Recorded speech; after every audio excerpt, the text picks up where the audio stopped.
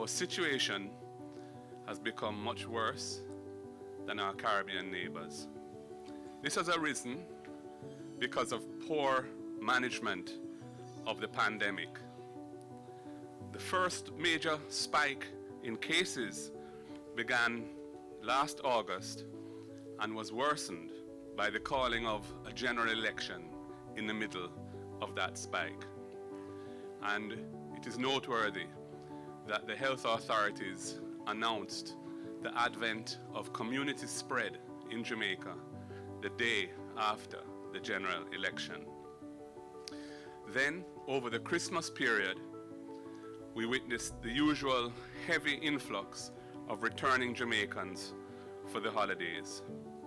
They were permitted to enter the country without being required to have a negative COVID test within 72 hours before boarding the plane to come here. As the crisis worsens, we hear less and less from the Prime Minister.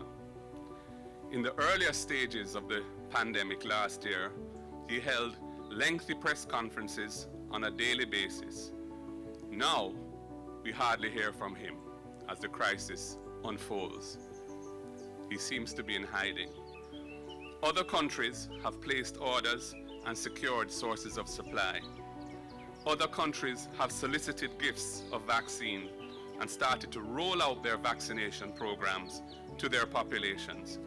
Jamaica is very late. The government is guilty of gross negligence in this critical matter. I am calling on the Prime Minister to establish a high-level task force headed by the Prime Minister himself to take charge of the procurement of vaccines for the country. A competent CEO must be appointed as the czar to run the day-to-day operations of sourcing the vaccine on a full-time basis.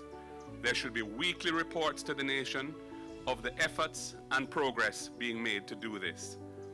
The approach currently being pursued, which appears haphazard, ad hoc, and not transparent, must end. The opposition is willing and able to join in this effort, if invited. Jamaica needs all hands on deck to save the day.